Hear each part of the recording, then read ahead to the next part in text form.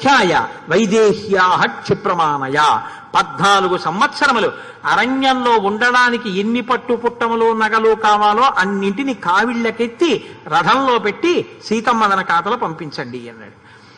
అప్పుడు కౌసల్య సీతమ్మతోటి పతిని అనువర్తించేటటువంటి పతివ్రత భర్త మనసుని ఇబ్బంది పెట్టకుండా గాయపడకుండా ఎలా మాట్లాడాలో ఎలా ప్రవర్తించాలో, కష్టంలో ఉన్నాడు కదా అని పుండు కిలికినట్టు ఎలా మాట్లాడకూడదో, ఎంతగా శాంతి స్థానమై సుఖస్థానమై భర్తని సంతోష పెట్టాలో ఆమెతో చెప్తే సీతమ్మ తల్లింది, అమ్మా నాకు బాగా తెలుసు, నువ్వు చెప్పకూడదని కాదు, కానీ తల్లి నేను పూర్తిగా తెలుసున్నదాన్ని. నా తంత్రీ వాజ్యతే వీణ నా చక్రో వర్తతే రదా నా పతి సుఖమేధేత యాస్యాదపి శతాత్మజ. అమ్మా లోకంలో వీణ మోగింది అంటారు, కానీ వీణ మోగదు. గోటి దెబ్బలకు పెనగి వీణ తీగలు మోగుతాయి. వీణ తీగలు దెబ్బతిని మోగితే వీణ మోగింది అంటారు. భర్త కష్టపడతాడు, భార్యకి కీర్తి వస్తుంది. నా చక్రో వర్తతే రథ. ఒక రహదారి మీద రథం పెడుతున్నప్పుడు రథచక్రాలు ఎత్తుపల్లాల్లో ముళ్లల్లో అన్నిటి మీద ఒక భార్య పొందేటటువంటి సుఖాన్ని చెప్పడం ఎవరికీ చేత కాదు. అంత గొప్పవాడమ్మా భర్త అంటే నాకు తెలుసు. కాబట్టి నేను ఎప్పుడూ రాముడి మనసు కష్టపెట్టడం.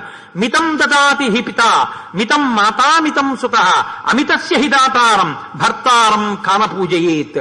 అమ్మా లోకంలో తండ్రి కొంతే ఇవ్వగలడు, తల్లి కొంతే ఇవ్వగలదు, కానీ భర్త ఇవ్వగలిగినటువంటిది ఎంత అన్నదాన్ని లెక్క కట్టగలిగిన వాడు లోకంలో లేడు. అందుకే భర్త అన్నవాడు అంత గొప్పవాడమ్మా. కాబట్టి నేను భర్తని ఎన్నడూ చిన్న చూపు చూడను తల్లి అంది. రామచంద్రమూర్తి కౌసల్యని దశరథ మహారాజు గారికి అప్పగించి నేను ఇంకా బయలుదేరుతానని ఆయన సిద్ధపడుతుండగా సుమంత్రుణ్ణి పిలిచి ఆ రథాన్ని సిద్ధం చేసి రథంలో ఊరి చివర ఉన్నటువంటి అరణ్యంలో దిగబెట్టమని దశరథుడు ఆజ్ఞాపిస్తే ఆ రథాన్ని తీసుకొచ్చారు. సీతారామ లక్ష్మణులు రథం ఎక్కడం కోసమని అంతఃపురంలోంచి బయలుదేరుతున్నారు. సుమిత్ర ఎక్కడ మాట్లాడినా అలాగే ఉంటుంది.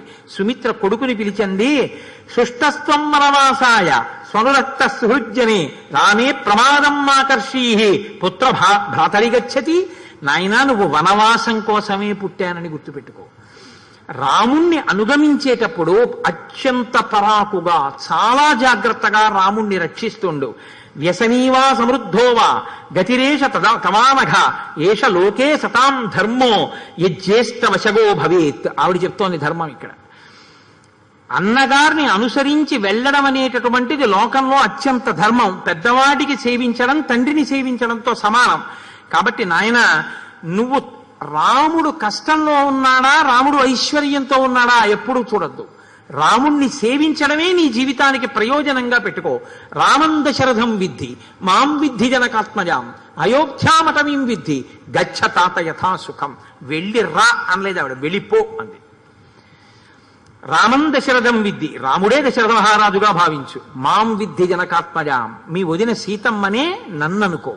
నీకు తల్లిదండ్రులు పక్కన లేరనుకోవద్దు. అయోధ్యాం అటవీం విద్ధి, వాళ్ళున్న అడవి అయోధ్య అనుకో. గచ్చ తాత యథాసుఖం, వెళ్ళు నాయనా అంది. వాళ్ళని సేవించడం కన్నా నా దగ్గరికి వచ్చేయడం ప్రయోజనం కాదు, వెళ్ళిపో వాళ్ళతో అని. ఇప్పుడు ఆ రథాన్ని మహానుభావులు ఆ సీతారామ లక్ష్మణులు అధిరోహించారు. రథం బయలుదేరడానికి సిద్ధంగా ఉంది. ఆ చుట్టూ ఉన్నటువంటి పౌరులందరూ రథానికి అడ్డంగా నిలబడి రాముడు వెళ్ళడానికి వీల్లేదు, మేము కూడా రాముడితో వచ్చేస్తామని పెద్దగా రోదనలు చేస్తూ ఏడుస్తుంటే ఏనుగులన్నీ కూడా నోళ్లలో పెట్టుకున్న ఆహారాన్ని బయటికి కక్కేసేయట, గుర్రాలన్నీ పెద్దగా సకిలించేయట. కోసల రాజ్యానికి నక్షత్రమైనటువంటి విశాఖ నక్షత్రాన్ని ధూమం కమ్మేసిందిట. రాక్షస గ్రహాలన్నీ కూడా పాపపు గ్రహాలన్నీ కూడా చంద్రుణ్ణి ఆవేశించేయట. ఆ రోజే లేక కొడుకు పుట్టినటువంటి తల్లి నాకు కొడుకు పుట్టాడని అభినందించలేకపోయిందిట. పసిపిల్లలకి తల్లులు పాలివ్వలేదట. నిష్ఠ కలిగిన బ్రాహ్మణులు కూడా అగ్నిహోత్రం చేయడం మానేశారట. ఆడవాళ్ళు భర్తలకు అన్నం వండలేదట. ఎంత ప్రియపత్ని అయినా ఏ పురుషుడికి స్త్రీ మీద, స్త్రీకి పురుషుడి మీద అనురక్తి కలిగేటటువంటి చూపులు లేవుట. ఎక్కడ చూసినా శోకమే. ఏ ఇంట అన్నం వండుకున్న దాఖలాలు లేవు. ఏ వ్యక్తి కన్నుల వెంట నీరు కారకుండా నిలబడిన వాడు లేడు. ఎక్కడ చూసినా ఏడుపులే అయోధ్యంతా. మిన్ను ముట్టేస్తున్నాయి. హా రామ, హా రామ, హా లక్ష్మణ, హా సీత, మళ్ళీ ఎప్పటికీ చూస్తాం? 14 ఏళ్ల తర్వాత మీరు వచ్చేటప్పటికీ మేము ప్రాణాలతో ఉంటామా? ప్రాణాలతో ఉండి చూడగలిగిన వాడు అదృష్టవంతుడు. ఇదే ఆఖరి దర్శనమా, ఇంకా రాముణ్ణి చూడమా అని ఏడిచి గగ్గోలు పెట్టి నేల మీద పడి దొర్లుతూ బ్రాహ్మణులు తాము చెయ్యవలసిన కార్యాలు కూడా మర్చిపోయి వీధులలోకి వచ్చి దేవాలయాలన్నీ మూసేశారు. దేవతలకి నైవేద్యాలు లేవు. ఎక్కడ చెయ్యవలసిన ఏ కార్యాలు ఆగిపోయి అందరూ వీధుల్లోకి వచ్చి నిలబడిపోయారట. అందరూ ఏడుస్తున్నారు. వెనక నుంచి దశరథ మహారాజు గారు ఒక రాజు రాకూడని రీతిలో జుట్టు విరగబడిపోయి 2 చేతులు పైకెత్తి కాలినడకన రాకూడని రీతిలో పక్కన కౌసల్యామాత ఇలా ఊగిపోతున్నటువంటి చెట్టులా నాట్యం చేస్తున్న నాట్యకత్తెల గుండెలు బాధేసుకుంటూ సీతా, రామ, లక్ష్మణ వెళ్ళిపోతున్నారా, నేను మళ్ళీ చూస్తానా మిమ్మల్ని అని ఏడుస్తూ పెద్ద పెద్ద అరుపులు అరుస్తూ దశరథుడితో కలిసి వస్తుంటే, రామమాత రామమాత అని అందరూ అరుస్తుంటే చూడలేక ఒక్కసారి ఇలా తల వెనక్కి తిప్పి గుర్రపు పిల్ల ఎలా చూస్తుందో అలా చూశాట రాముడు. ఆ కంటికి ఆ కనపడకుండా అడ్డు కడతారు కదా, చూడలేక ఇలా చూసేటప్పటికీ దశరథ మహారాజు శోకంతో అలా స్థాణువైపోయి సంజ్ఞ కోల్పోయి అలా రాముడి వంకే చూస్తూ మూర్ఛ చెంది ఏడుస్తూ ఆ నేల మీద ఒంటికి పరాగం అంటుకునేటట్టుగా కింద పడిపోయి దొర్లుతున్నాడు. అసలు కౌసల్య, నేను ఒక పట్టమహిషిని, నేను ఇలా వీధిలో పౌరులు చూస్తుండగా ఉండడమా అని లేకుండా గుండెలు బాదుకుంటూ నాట్యకత్తెలా గంతులేస్తూ ఏడుస్తూ అరుస్తుంటే రాముడు చూడలేకపోయాడు. చూడలేక దశరథుడు అన్నాడు, సుమంత్రుడా, నువ్వు నా కింకరుడివి, నేను ఆజ్ఞాపిస్తున్నాను, రథాన్ని నడపకు, నేను పరిగెత్తలేకపోతున్నాను, నేను పడిపోయానని ఏడుస్తూ అరుస్తున్నాడు. కౌసల్య, ఆపండి, రథం ఆపండి, నా కొడుకు కావాలి అని ఏడుస్తోంది. తిష్ఠీతి రాజా చుక్రోశ యాహీతి రాఘవ సుమంత్రస్య బభూవాత్మ చక్రయోరివ చాంతరా. రాముడు అన్నాడు, రథాన్ని పోనీ అంటున్నాడు. రాజన్నాడు, రథాన్ని ఆపు అన్నాడు. కాడికి చక్రానికి మధ్యలో నిలిగిన వాళ్లే ఉంది సుమంతుడి పరిస్థితి. రాజు ఆపమంటున్నాడు, రథాన్ని ఏం చెయ్యనన్నాడు. పోనీ రథాన్ని. నశ్రౌషమితి రాజానం ఉపలబ్ధోపి వచ్చసి చిరం దుఃఖస్య పాపిష్టం ఇది రామత్తమబ్రవీత్.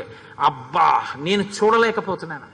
అలా గుండెలు బాదుకుని గెంతుతున్న మా అమ్మని, గుండెలు బాదుకుని ఏడుస్తూ నేల మీద పడిపోయి మట్టిలో దొల్లుతున్న ప్రభు దశరథ మహారాజుని నేను చూడలేను. కాబట్టి రథాన్ని తోలేసి, నాకు ఇది సాధ్యం కావట్లేదు. రేపొద్దున్న ఇంటికి వెళ్ళిన తరువాత ఒకవేళ రాజు నువ్వు ఎందుకు ఆపలేదని అడిగితే రథచక్రాల సవ్వడిలో నీ మాట నాకు వినపడలేదని చెప్పేసి. మరి అబద్ధం ఆడించడం తప్పు కాదా?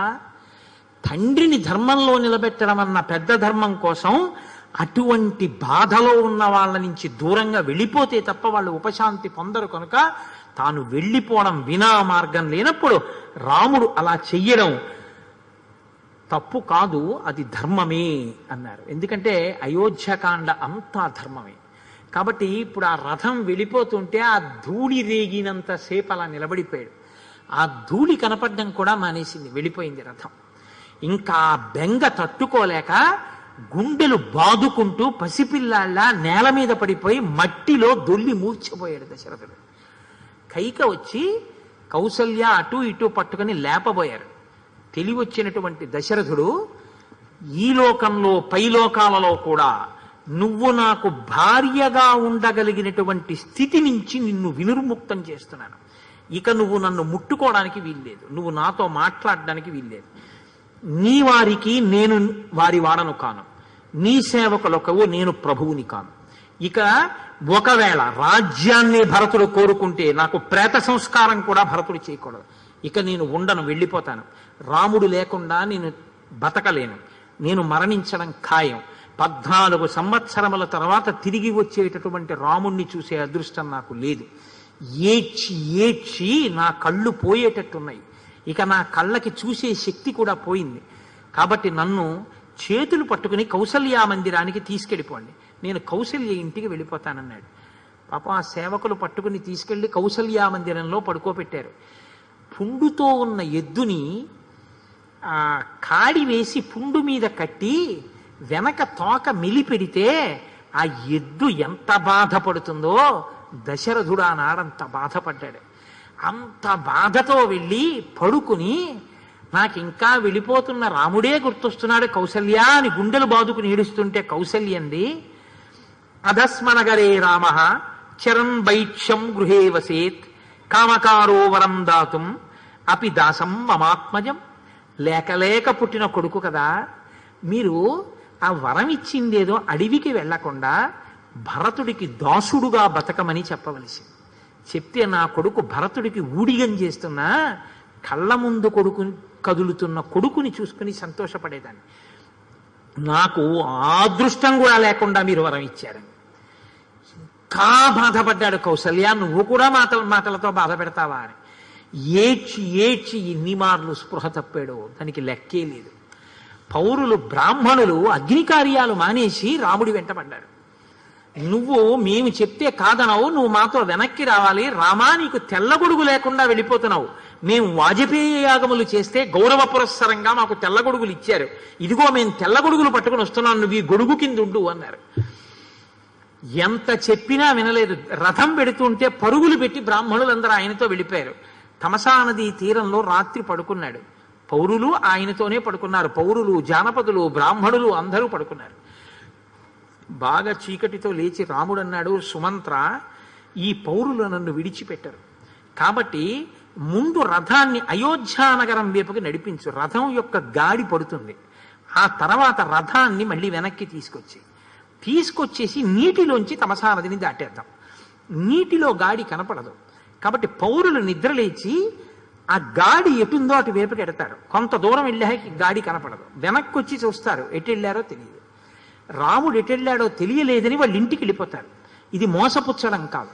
నా కోసం పౌరులు, జానపదులు, బ్రాహ్మణులు కష్టపడడం, ఇలా చెట్ల కింద పడుకోవడం నాకు ఇష్టం లేదు. నేను వాళ్ళని బాధ పెట్టకూడదు, నేను చెయ్యాలి అరణ్యవాసం, వాళ్ళని ఎందుకు ఖేద పెట్టడం, ఇంతకన్నా మార్గం లేదని రథాన్ని ఇలా తిప్పించి తాను రథమెక్కి తమసా నదీ తీరం దాటి దుర్గమమైనటువంటి అరణ్యంలోకి సీతాలక్ష్మణ సహితుడైనటువంటి రాముడు పౌరులను, బ్రాహ్మణులను, జానపదులను ఇబ్బంది పెట్టకుండా నేను ఎలా మాటిచ్చానో అలా అరణ్యవాసానికి బయలుదేరుతున్నానన్న తృప్తితో సుమంత్రుడి రథంతో కలిసి ఆ అరణ్యంలోకి ప్రవేశిస్తున్నాడు. రాముడు కనపడలేదని బాధపడి ఏడుస్తూ వీళ్ళందరూ తిరిగి అయోధ్యానగరానికి వెళ్ళిపోయారు. వాళ్ళ భార్యలందరూ నింద చేశారు, అంతదాకా వెళ్ళి రాముడితో వెళ్లకుండా వెనక్కి వచ్చేశారా, రాముడిని వెనక్కి తేలేదా అని. రాముడంటే అంత ధర్మాత్ముడై, అంతటి మహితాత్ముడై మహానుభావుడు అరణ్యవాసానికి మొదటి రోజు రాత్రి గడిపి ధర్మనిష్టతో ఆ తమసా నదిని దాటి బయలుదేరాడు అన్న ఒక మంగళకరమైన వాక్యం దగ్గర ఇవాల్టి ఉపన్యాసాన్ని పూర్తి చేస్తున్నాను. మళ్ళీ రేపటి రోజున గుహుడు అత్యద్భుతమైనటువంటి ఘట్టం రేపు, అటువంటి ఘట్టాన్ని రేపు మీరు అవధరిద్దురు గాని. ఇప్పుడు నామము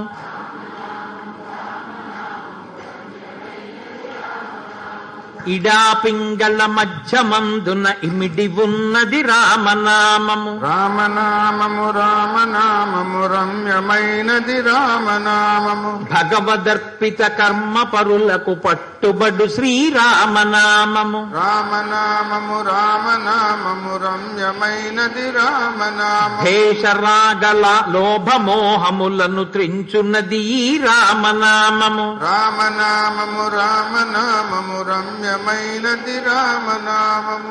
ఆత్మ సంయమ యోగ సిద్ధికి ఆయుధము శ్రీరామనామము. రామనామము రామనామము రమ్యమైనది రామనామము. శాంతి సత్య అహింస సమ్మేళనమే ఈ శ్రీరామనామము. రామనామము రామనామము రమ్యమైనది రామనామము. వేదవాక్య ప్రమాణములచే అలరుచున్నది రామనామము. రామనామము. రామనామము రామనామము రమ్యమైనది రామనామము. జన్మ మృత్యు రహస్యమిరిగి జపించవలె శ్రీరామనామము. రామనామము రామనామము రమ్యమైనది రామనామము. విజ్ఞుడగు గురునాశ్రయించిన విశదమగు శ్రీరామనామము. రామనామము రామనామము రమ్యమైనది రామనామము. తుంటరీ కామాదులను మంటగలుపును శ్రీరామనామము. రామనామము రామనామము రమ్యమైనది రామనామము. ఘాతవ రామనామము రమ్యమైనది రామనామము.